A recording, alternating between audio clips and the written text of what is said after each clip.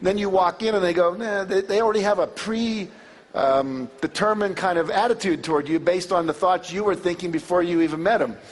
Back 30 years ago when I started taking workshops, we would literally bring people into we called it a laboratory or a workshop, sanctuary, and the day before we were having a meeting, we'd bring them in through a people mover and we'd interview them. What is it you need to know about me in order to make a decision? What are your hot buttons? What are your fears? What makes you decide yes? And we would get all this information from them because literally it's all available, because all the thoughts they've ever thought are out there as waveforms, like an archive that you could go to on Google or something to pull forward the information. So it's critical that we learn the power of our mind and use it. And I know most of you know this, but it's important to really see how far this extends. So again, your reality is not the cause of your thoughts and your feelings, but your thoughts and feelings are in fact what is creating your reality. Now, every thought you send is a vibration. And I want to share a story with you. Mark and I decided one day that we were going to sell 1 million books in one day. No one had ever done that up until then. Since then, J.K. Rowling's done it with, I think, the 3rd Harry Potter book. Now, at that point, there was no model to go after, no one to say, how did you do it so we can model what you did. We simply had a vision and a goal. And we started holding this in our mind every day. We'd see a picture, New York Times headline, Canfield and Hansen sell 1 million books in one day. And we visualized it, we intended it, we put energy into it, we talked about it, we fantasized about it, we believed it was possible. About 35 days later, we're at this conference in New York. We're at this conference in New York where they have the American Booksellers Association convention.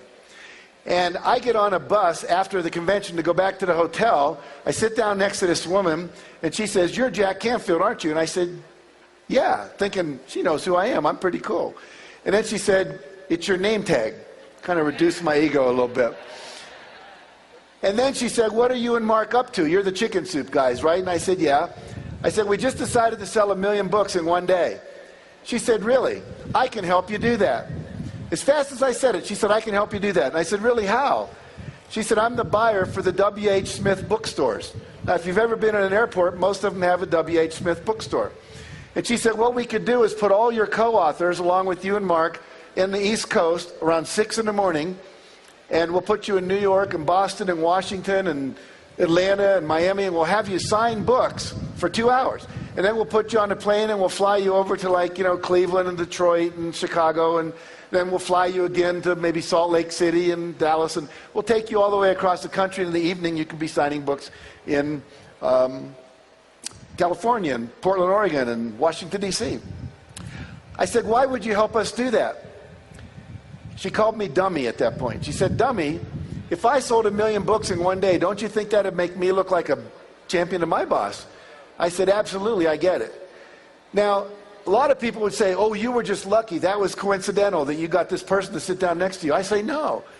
We sent out an email saying, Jack and Mark want to sell 1 million books in one day. Anyone who wants to play, please reply." And the way she replied was by sitting next to me on the bus. When you start using the law of attraction, you don't always attract to you the item. You don't get the car showing up in your garage. But what you do get is the resources, the strategies, the magazine articles, the books that people put in your hand, the seminars they tell you to take, and people like this sitting down next to you saying, "Hey, I can partner with you and we can make this happen." And that's happened over and over and over and over in our life. A couple of months ago, I said, "I want to go to the Olympics in Beijing." I'd never been to the Olympics except in LA for one day. I said, "I want to go." 30 days later, I'm walking into a company that I do some speaking for called Isogenics to give them a big motivational talk. And as I'm walking in the back of the room, this Chinese guy walks up to me and he says, "Are you Jack Canfield?" And I said, "Yeah." He said, "Have you ever spoken in China?" I said, "Hong Kong, but not mainland China." He said, "How would you like to do that?" I said, "Great." I said, "Even more importantly, I'd like to get tickets to the Olympics." He says, "Oh, that's a done deal. I can get that for you." He walked up to me. So literally, you'll start having these people come into your life. There's actions you have to take, but it gets very, very exciting. So we want to use the internet. I just told you that, so we'll move on here. Now, you may remember in the movie The Secret, it talks about the 3 steps: ask, believe, and receive. And I want to take this ask part a little deeper today. So the success principle 2 that I write about in my book is called Decide Exactly What You Want, which is the asking part, having preferences, having desires, setting goals, having a vision, having objectives, becoming a millionaire, whatever it is that you want. Now remember in The Secret, it says talk about what you want, not what you don't want. I was interviewing a woman, a counseling client, and she said, I want you to teach me how to use the law of attraction to get the perfect guy in my life. I said, great. Describe your perfect guy. She said, oh no, I know exactly what I want. Just teach me how to use the law of attraction. I said, I will, but I want to make sure you've got this right. She said, okay. I want a guy that doesn't smoke, that doesn't screw around, that doesn't watch TV all weekend, that's not a sports maniac and never spends time in it. And she gave me 11 things she didn't want. It doesn't work. You have to focus on the positive, not the negative. Now here's a guy named Lou Holtz. Lou Holtz was the coach of the Notre Dame football team. Several national championships, many bowl game championships, and so forth. His recent book is called Wins, Losses, and Lessons. Now I wrote a book, or edited a book, a year ago called You've Got to Read This Book. And I interviewed 55 people, along with Gay Hendricks, about the book that had changed their life. Was there one book that changed your life? And he said, yes, there was a book that changed my life. It was called The Magic of Thinking Big by David Schwartz. I see a few people are clapping. You've read the book. Exactly. Now, in that book, David Schwartz says you should make a list of all the things you want to achieve before you die. And he recommends a list of 100 things. I know Mark mentioned that this morning. So Lou Holtz had just lost his job. He was an assistant football coach, lost his job. And he was home, and his wife had to go back to work as a radiologist to make enough money to feed them. And one day she came home and she said, I was in the supermarket and they had this book for sale called The Magic of Thinking Big. Why don't you read it? So he read it. He wrote out 107 goals that he wanted to achieve. And when his wife came home at night, he was real excited and he showed it to her. He said, honey, look, 107 things that I want to achieve in my life. Thank you for this book. It's got me real excited. Why don't you read my list? So she read the list. Then she said, at the end of the list, she said, Lou, you need to add one more goal to the list. He said, what's that? She said, find a job. Find a job, Lou. We need to have a job. Now he had 108 goals. Lou's now in his 70s, and when I was interviewing him, he said, I have achieved 102 of those 108 goals. And those goals included winning a national football championship, eating dinner at the White House with the sitting president, meeting the Pope, going to the Vatican, appearing on the Johnny Carson late night show. All major goals. Landing a plane on an aircraft carrier was another one he had. Now, what he said was the goals give you direction. They give you a sense of movement in your life. John Goddard is another person we wrote about in the first Chicken Soup for the Soul book. He set 127 goals when he was 15. He's now in his 70s. He's achieved 115 of his 127 goals. So I really want to have all of you do that as a way to get clear about what it is you want in your life. If you've not yet done that exercise, sometime before you get home, on the plane home or whatever, start to think about what would be 101 goals that I want to achieve. When I was interviewing General Wesley Clark, he said it doesn't take any more effort or any more time to dream a big dream than it does to dream a small dream. Barbara today was talking about dreams of changing the world, of bringing your influence and your essence, your contribution out into the world. Big dreams. Mark talks about ending hunger and biofuel, and today we're doing the Live Earth, and we're talking about creating a sustainable planet that's ecologically feasible, that has social justice for all, and that has economic sustainability for everybody. Those are huge goals. Let your goals be as big as you want, but don't make them bigger than you want because you don't have to. In other words, trust what you want to do. Walt Disney said, if you can dream it, you can do it.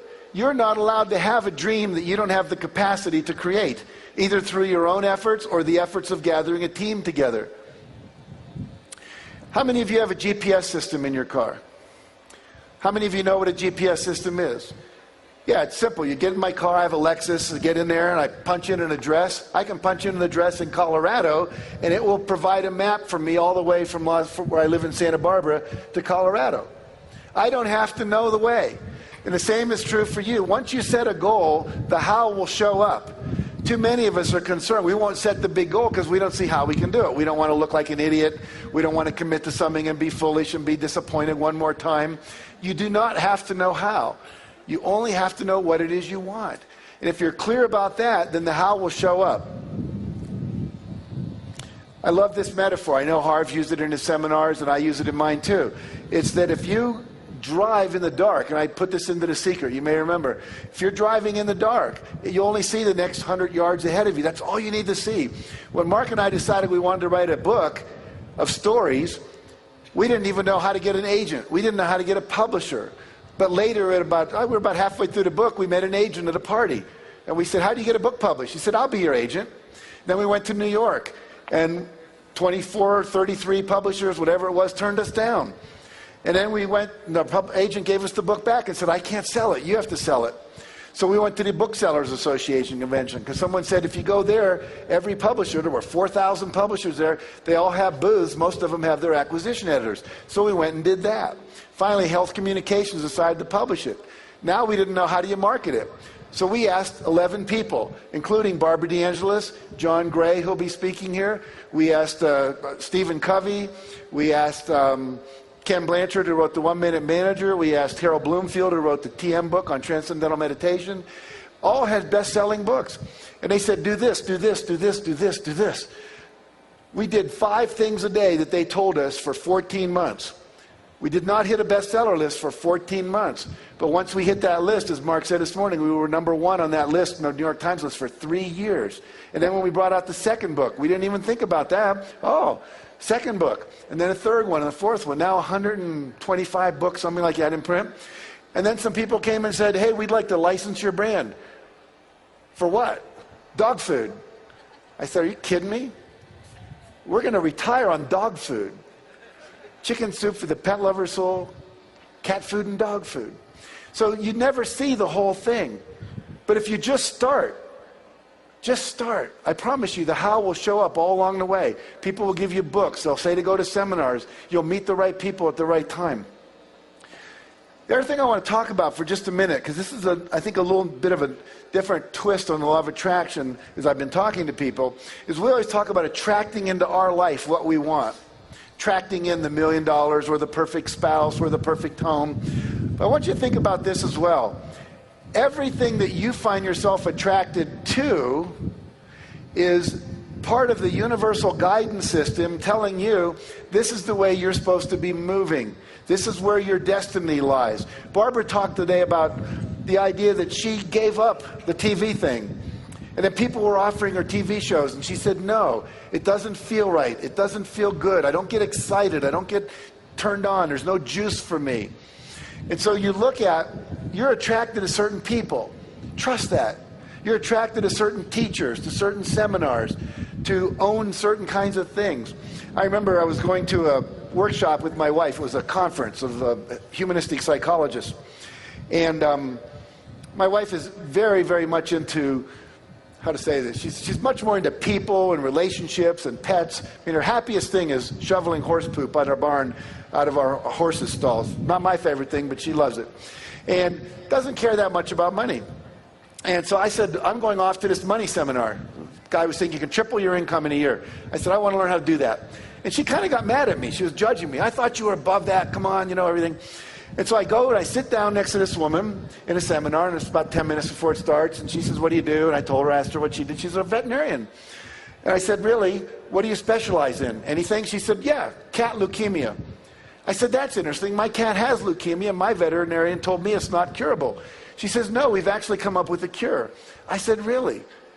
And as a result of that meeting, our cat got cured of feline leukemia. See, you never know. You never know. Whatever you're attracted to. See, because the universe, infinite intelligence, God, source, whatever you want to call it, your own unconscious, it can see farther than you. Like right now, you can see from wherever you are up here, but you can't see behind you. But God or source or infinite intelligence is way up here. It sees everything. It sees the traffic jam 20 miles down the road. And all of a sudden you get this intuitive impulse, gee, I think I'll take the mountain pass today. Oh, that's stupid. No, but if you take it, you'll avoid the accident or you'll avoid the traffic. You've got to learn to trust your inspirations. As soon as you set a goal, as soon as you have an intention and you believe in it, and you get rid of the self-doubt, and you have a positive expectancy, you fully expect it to happen, what happens is you're going to start getting little inspirations. You'll be sitting there typing a paper, and all of a sudden you'll get this inspiration to walk down the street and maybe take Mrs. Jones, who's a new widower, some cookies. And you'll think, well, why would I do that? I got a lot of work to get done here. But let's say you do it, and you walk down, you bring her some cookies, and you have some tea, and then she says, oh, and by the way, my son-in-law is here, let me introduce you to him. And you go in and you meet the son-in-law, and you find out he's a Porsche dealer, and he's selling a used Porsche for just the amount of money that you can afford to get that Porsche you always wanted. That kind of stuff will show up over and over and over and over, but you got to trust the intuition. You have to act. I don't know if any of you have ever heard of a spiritual community in Scotland called Findhorn. Any of you heard of Findhorn? The guy who started Findhorn with his wife, Eileen Caddy, his name's Peter Caddy, tells a story of drinking tea with his wife and getting this, he just got this intuitive flash, he should go see his friend Bob. And he didn't act on it for an hour. It was an hour later he got up and he drove into London or wherever it was, and he got there and Bob had died 30 minutes earlier. And he said, I learned from that moment, when I get an inspiration or an intuitive flash, I need to act on it now, right this minute. How many of you have had an intuitive insight to do something, didn't do it, found out someone else did it, and made a whole lot of money doing the thing you thought about but didn't do? Any of you ever had an experience like that? Yeah, you've got to take action. As soon as you have the impulse, start acting on it. Now, 3 quick techniques to clarify what you want in life, how to ask clearly. One of them we just talked about, but I'm going to talk about a different one here for a minute. It's called the irritation list. My suggestion is you go back to your home, your house, your apartment, wherever you live, and you make a list of everything that isn't exactly the way you want it. Anything that irritates you. There's never a stapler by the Xerox machine. The screen door never quite closes and the bugs come in. That picture always hangs at an angle. You put it straight and it hangs at an angle again. Or there's a crack in the wall. Or, the kitchen drawers are a total mess. Or you can't find stuff in the garage or the closet. These things don't fit. Those things don't work. Your kid's room's a mess all the time. There's a smell coming out of it. Whatever it might be. Write it down. And then make another half of the sheet of paper and write exactly the way you'd like it to be. Throw away the half of the paper about what you don't want, and then go and fix everything so you get exactly what you want. Take a day or two and schedule it. Clean up as many of those little things as you can. And people go, well, why should I do that? I want to be a millionaire. I'm focusing on world peace, and you want me to be worried about my sock drawer? And the answer is yes. Because when you don't get exactly what you want in the little areas of your life, what you do is you slip into a state called resignation. You start believing you can't have it the way you want it.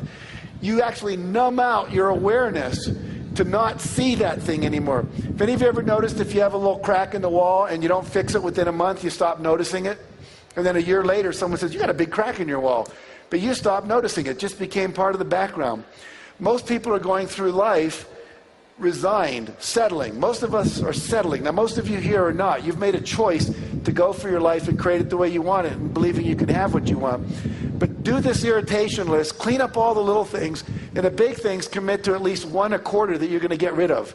And then you can set a date for cleaning out the garage, or you can set a date for the new filing system, or getting the car that works, or whatever it is that's important to you. The second thing we already talked about, the 101 goals list. Make sure you do that. Have you seen that book, 1,001 Places You Should Visit Before You Die? I mean, right there is a whole bunch of stuff you can put on your list. And we just knocked off southern France, Nice, Saint-Tropez, topless beaches. What else do we have on the list? But it was a lot of fun. 3 years ago, my son said, Dad, you always talk about taking me to Europe. When are you going to do it? And so we went to London, Barcelona, and Paris and spent 4 days in each city, just me and my 16-year-old son. Had a great time. We had it written down. He knew it was there. And because it was there, it actually ended up happening. The third thing is called the vision exercise. Most of you know about the power of vision, but I'd like to just share this with you real quickly. You focused a lot about finances, millionaire mind. How much money do you want? Financial independence, never have to work again. Also, look at your business and career goals. Maybe you want to open up China as a market. Maybe you want to be the salesman of the year in your company. Maybe you want to have a whole different career path that you want to go toward. Maybe you'd like to win an award or be elected president of your professional association. What's your vision for your ideal business and career life?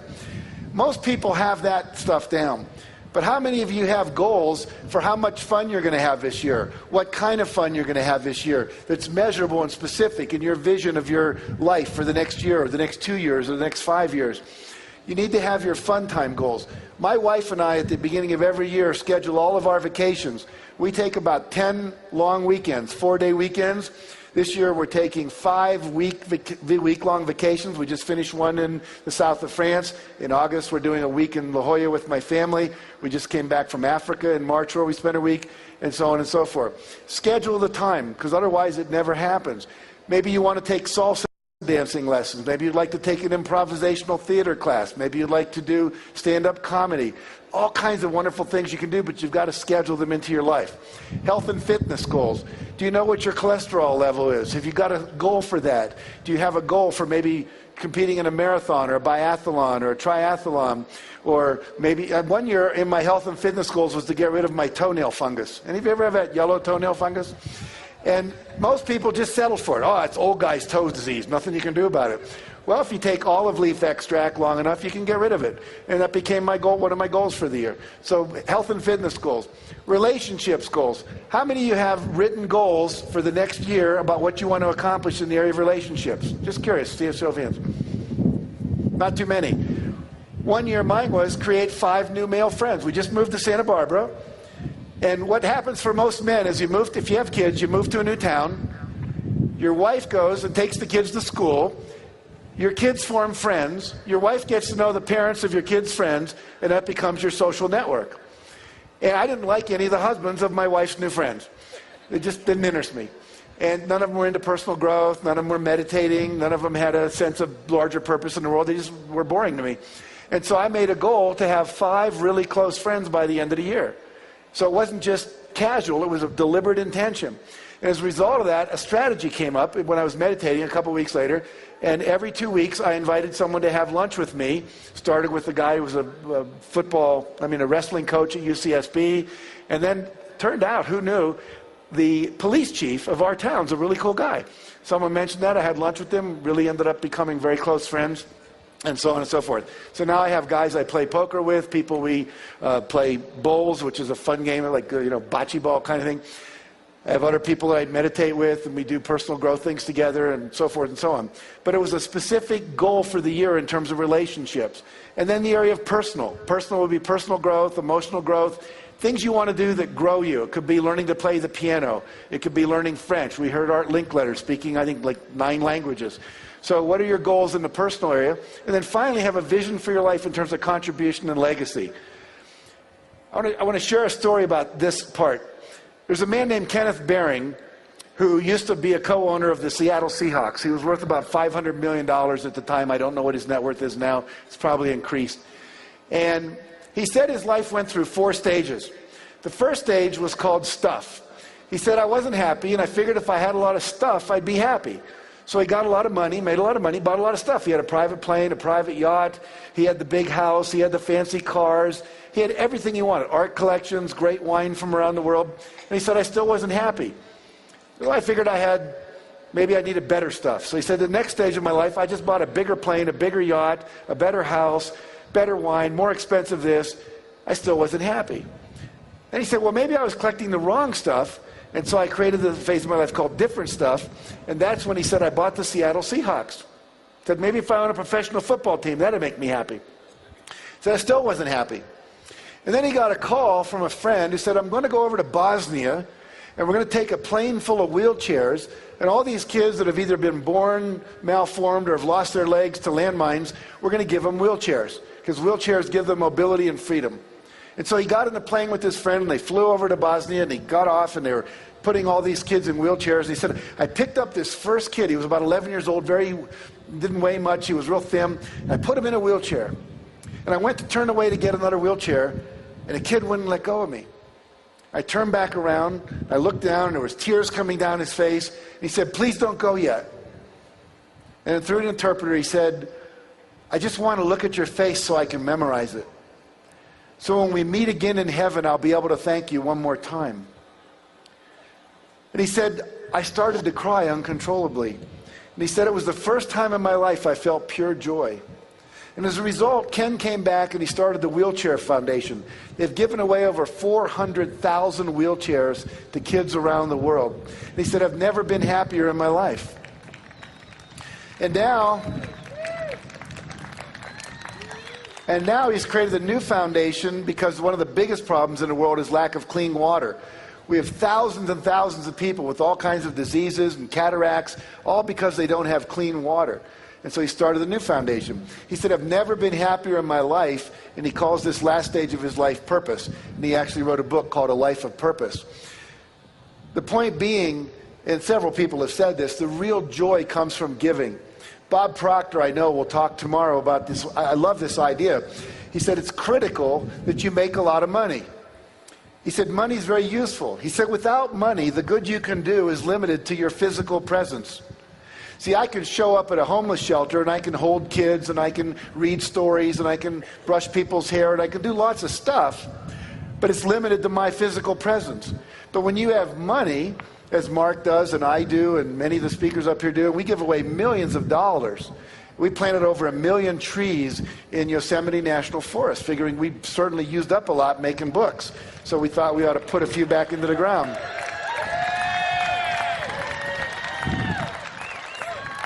It's actually cool to go there and see all these little trees growing up and go, that's our trees. It's really neat. But the point being that you want to have influence for good. You know, Mark talks about creating enlightened millionaires, millionaires that give away at least $1 million. And if you create 1 million millionaires that give away $1 million, you're talking about $1 trillion in philanthropy in the world. That's not so hard to do. It's really not that big a game to play when you really think about how simple it is. All right, so we've got these 7 vision categories. What I'd like to do with you for just a moment is I'd like you to close your eyes and trust that your stuff won't blow away in the wind here. And I'm going to mention each of these categories. I'm going to be silent for 30 seconds.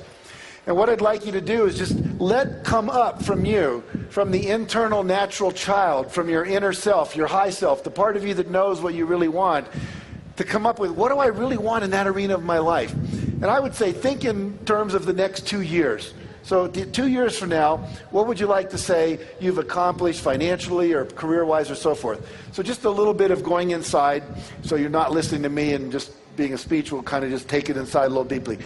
So take a deep breath, close your eyes.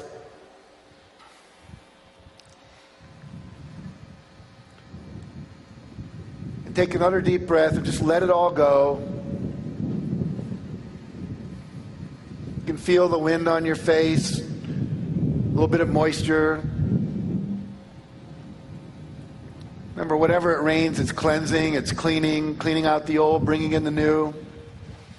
In Hawaii, they say whenever it rains, it's auspicious. It's the God's way of blessing the event. So we're going to get a real blessing now. So think of the area of financial. What do you truly want in your deepest heart, financially for yourself, 2 years from now? What would you like to have accomplished? What's your vision for that? And then think about the area of business and career. What do you want to accomplish? What's your vision for what you will have been able to achieve 2 years from now?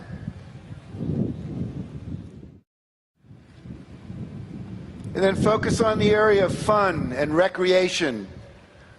2 years from now, what do you want to say you've done or experienced in terms of really having fun or recreation, travel, anything in that arena? And then think about the area of health and fitness. What do you want to have accomplished in that area of your life? Maybe it's weight loss. Maybe it's more vitality, more flexibility. Maybe a better diet that you're now eating. Then think about the area of relationships. What do you want to have accomplished in the area of relationships? And then think about the area of personal. What do you want to have accomplished just because you want to do it in terms of personal growth or development, spiritual development, education? And then finally, the area of contribution. Where do you want to volunteer? Where do you want your money to go? What do you want to be different in the world because of your efforts? Very good. Then go ahead when you're ready, open your eyes, come on back. And when you have a moment, perhaps not now because it's a little challenging, but make sure you write that down. Get it down on paper. Share it with your partner. Put it up on the refrigerator.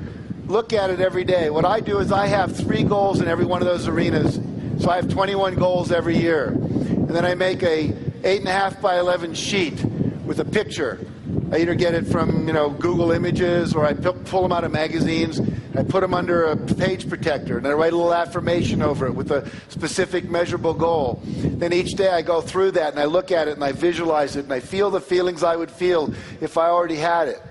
And every year I achieve at least 18 of those 21 goals, and within 2 years, the ones I didn't get, the 3 that I didn't get, I have achieved. I could go back over my life. Everything I've ever wanted has come true. Everything.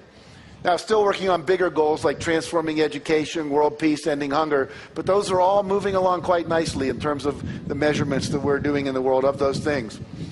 Now, the next step, obviously, and we won't do that here either, but you've got to set measurable goals. How much by when? Want to be wealthier? How much? Be specific.